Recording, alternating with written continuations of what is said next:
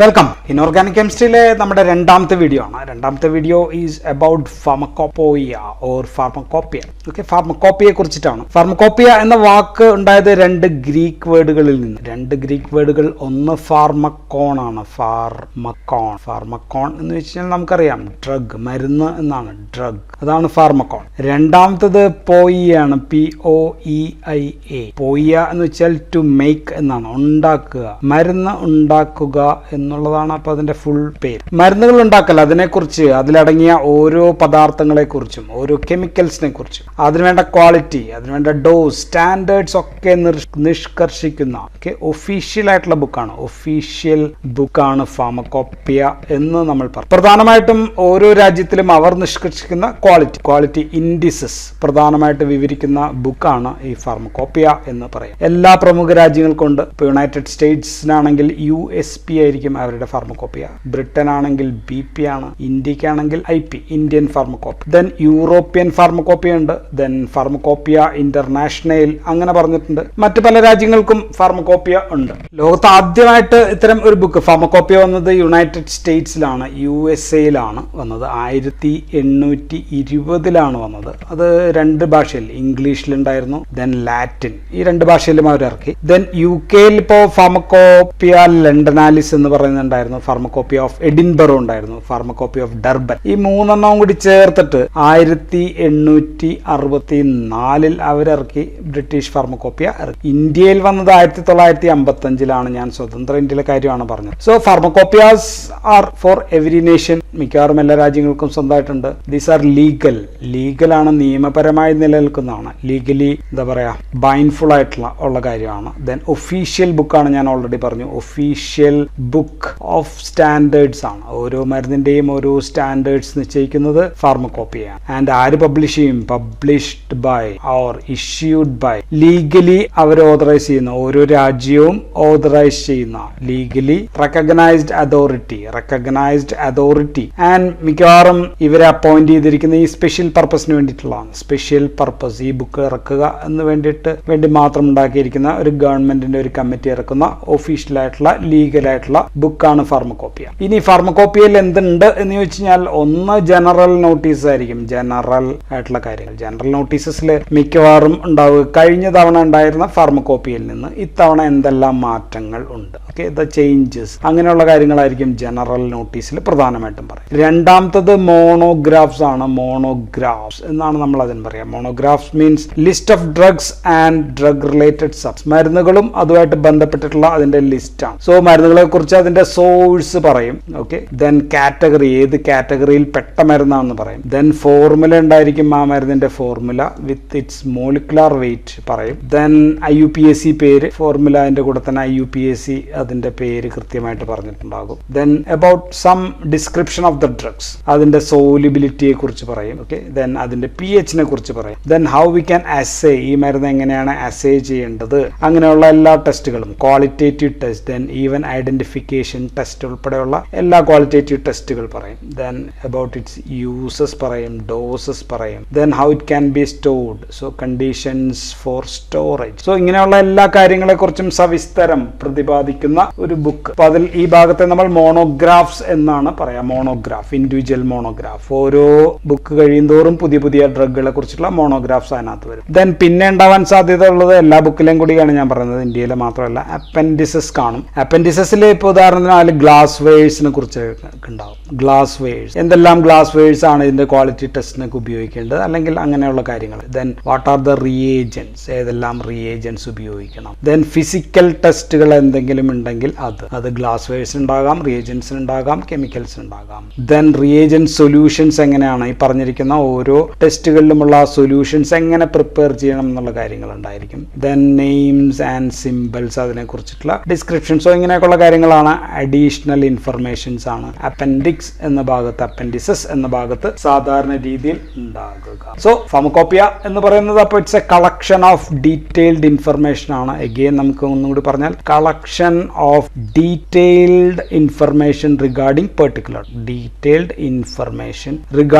Particular drug. എല്ലാ ഡ്രഗുകളെ കുറിച്ചിട്ടും, ആ രാജ്യത്ത് ഉപയോഗിക്കാവുന്ന എല്ലാ രാജ്യത്തെ കുറിച്ചും, ഡ്രഗിനെ കുറിച്ച് മാത്രമല്ല, ആൻഡ് മിക്കവാറും ഡോസേജ് ഫോംസും ഡോസസും അതിന്റെ മെത്തേഡ്സ് ഓഫ് അനാലിസിസും എല്ലാം ആ രാജ്യത്ത് ഉപയോഗിക്കുന്നതിനും ഉണ്ടാക്കുന്നതിനും ഇറക്കുമതി ചെയ്യുന്നതിനും എല്ലാമുള്ള സ്റ്റാൻഡേർഡ്സ് എല്ലാം അതിലുണ്ടാകും. ഇന്ത്യയിലാണെങ്കിൽ ഫിക്സഡ് ഡോസ് കോമ്പിനേഷൻസ്, അതിനെക്കുറിച്ച് മറ്റു രാജ്യങ്ങളിലൊന്നും ഇല്ലാത്ത പല ഫിക്സഡ് കോമ്പിനേഷൻസ് ഒക്കെ ആദ്യമായിട്ട് ഫാർമക്കോപ്പിയിൽ വന്നത് ഇന്ത്യയിലാണ്. സോ അങ്ങനെയുള്ള കാര്യങ്ങൾ എല്ലാം ഉണ്ടായിരിക്കും. ഇനി അടുത്തത്, എന്തിനു വേണ്ടിയാണ് ഇങ്ങനെ ഒരു ഫാർമക്കോപ്പിയ ഓരോ രാജ്യങ്ങളും ഉണ്ടാക്കുന്നത് എന്ന് ചോദിച്ചു കഴിഞ്ഞാൽ, ഒന്ന് ടു മെയിൻറ്റെയിൻ യൂണിഫോം സ്റ്റാൻഡേർഡ്സ് അല്ലെങ്കിൽ യൂണിഫോമിറ്റി, ടു മെയിൻറ്റെയിൻ യൂണിഫോമിറ്റി, എല്ലാവർക്കും ഒരേ രീതിയിൽ ചെയ്യാം, ആ ബുക്കിൽ പറയുന്ന സ്റ്റാൻഡേർഡ്സ് ഉണ്ടായാൽ മതി. രണ്ട്, ടു കൺട്രോൾ എന്താണ്? സ്റ്റാൻഡേർഡ് ഓഫ് ഡ്രഗ്, മരുന്നുകളുടെ ആ രാജ്യത്തുള്ള ഗുണനിലവാരം, ആ രാജ്യത്ത് അവൈലബിൾ ആയിട്ടുള്ള ഡ്രഗുകളുടെ സ്റ്റാൻഡേർഡ്സ് മാർക്കറ്റിൽ കൺട്രോൾ ചെയ്യുക എന്നുള്ളതാണ് അടുത്ത ലക്ഷ്യം. ടു പ്രിവെന്റ് അഡൾട്രേഷൻ,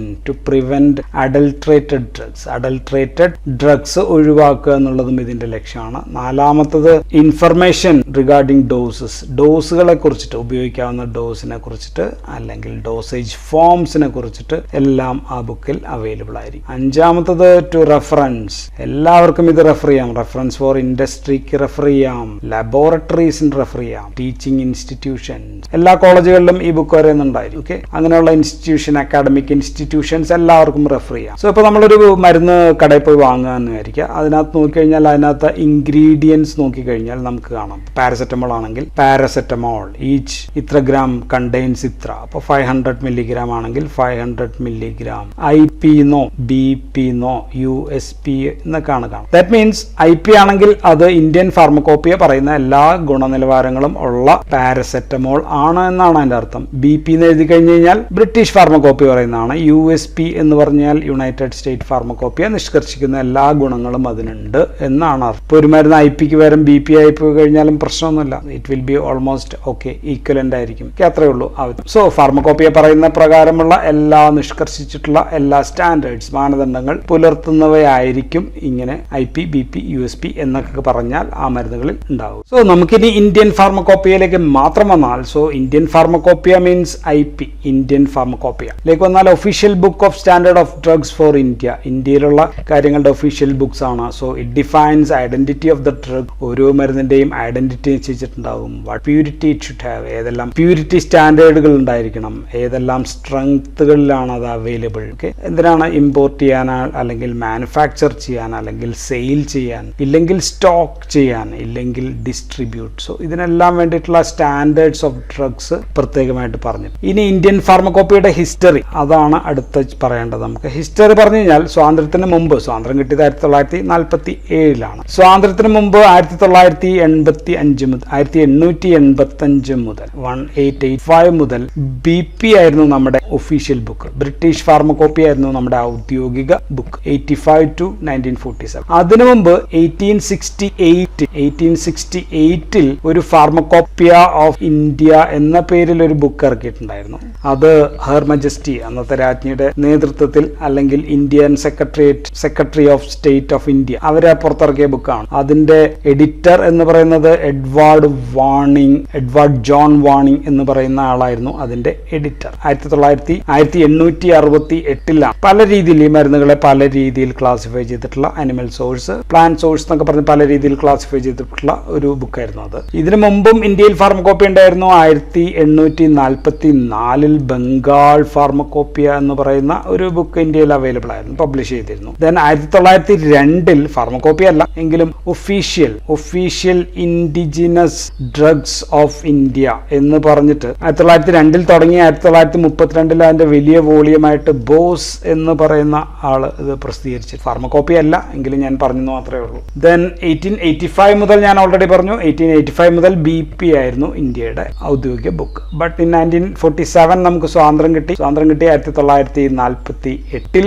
നമ്മൾ ആദ്യത്തെ നാഷണൽ ഫാർമക്കോപ്പിയ ഉണ്ടാക്കാൻ തീരുമാനിച്ചു. നാഷണൽ ഫാർമക്കോപ്പിയ അതിനൊരു കമ്മീഷൻ വെച്ചു, അല്ലെങ്കിൽ അതിനൊരു കമ്മിറ്റി വെച്ചു. ഓക്കെ, ദെൻ 1955 ഒറ്റ വോളിയം മാത്രമുള്ള ഒരു ബുക്ക് പുറത്തിറക്കി. ഇതാണ് നമ്മുടെ ആദ്യത്തെ തുടക്കം. 1955 ആണ് നമ്മുടെ ആദ്യത്തെ ഇന്ത്യൻ ഫാർമക്കോപ്പിയ ഒരു വോളിയമായിട്ട് പുറത്തിറക്കുന്നത്. അപ്പൊ 1955 ഫാർമക്കോപ്പിയാണ് സ്വതന്ത്ര ഇന്ത്യയിലെ first pharmacopoeia or first edition, ആദ്യത്തെ എഡിഷൻ അതാണെന്ന് പറയാം.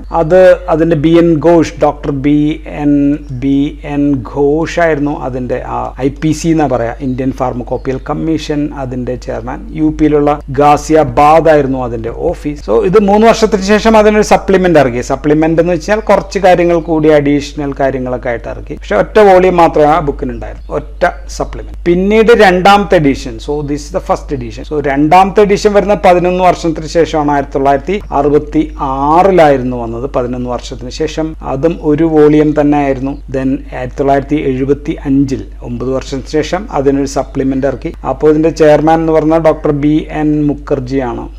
മുഖർജി ഇത് BN ആണോ GN ആണോ സംശയമുണ്ട് എനിക്ക്. പിന്നീട് അതിന്റെ തേർഡ് എഡിഷൻ വരുന്നത്, മൂന്നാമത്തെ എഡിഷൻ വരുന്നത് 1985 വർഷങ്ങൾ കുറേ ശേഷമാണ് വരുന്നത്. ദെൻ ഡോക്ടർ നിത്യാനന്ദാണ് പിന്നീടുള്ള പലതിന്റെ 3 ചെയർമാൻ. 89 ഒരു സപ്ലിമെന്റ് വന്നു. ദെൻ 91 ഒരു സപ്ലിമെന്റ് വന്നു. സോ ഇത് വ്യത്യാസം എന്ന് വെച്ചാൽ ഇത് 2 വോളിയത്തിലാണ് ഇറക്കിയത്, 2 ബുക്കായിട്ടാണ്. ദെൻ നാലാമത്തെ എഡിഷൻ, ഫോർത്ത് എഡിഷൻ വരുന്നത് പിന്നെ 1996 1996.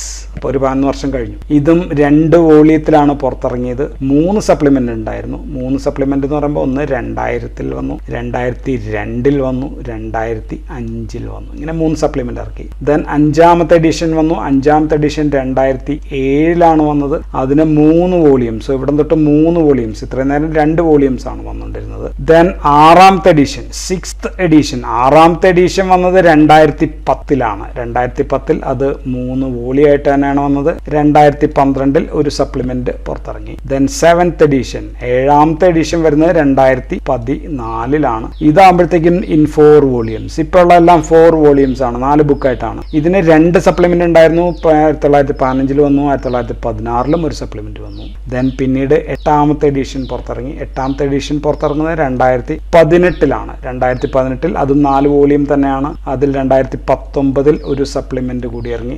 ഡോക്ടർ CK മിശ്ര ആയിരുന്നു ചെയർമാൻ. ഇപ്പോൾ ഉള്ളത് 9th എഡിഷനാണ്, 9ാമത്തെ എഡിഷനാണ്. അത് 2022 ഞാൻ പറഞ്ഞു 4 വോളിയംസ് ആയിട്ടാണ് ഇതും പുറത്തിറങ്ങിയിട്ടുള്ളത്. ഇത്രയാണ് ഇന്ത്യയുടെ ഫാർമക്കോപ്പിയുടെ ഹിസ്റ്ററി. ഇനി നമുക്ക് ഇന്ത്യക്ക് ഒരു ആയുർവേദിക് ഫാർമക്കോപ്പിയ കൂടിയുണ്ട്. ജസ്റ്റ് ഒന്ന് മനസ്സിലാക്കുക, ആയുർവേദിക് ഫാർമക്കോപ്പിയ കൂടിയുണ്ട്. അത് 1990 അതിന്റെ ഫസ്റ്റ് വോളിയം വന്നത്. പിന്നെ 99 2ാമത്തെ വോളിയം വന്നു. പിന്നെ 2001 കൂടി വന്നു തേർഡ് വോളിയം. അപ്പോൾ അതിൽ പുതിയ മാറ്റങ്ങൾ ഉണ്ടോ എന്ന് എനിക്കറിയില്ല. നമ്മളെ സംബന്ധിച്ച് ഇമ്പോർട്ടൻ്റ് അല്ല, ജസ്റ്റ് ഞാൻ പറഞ്ഞു എന്ന് മാത്രമേ. So this about pharmacopoeia and history. So thank you for watching.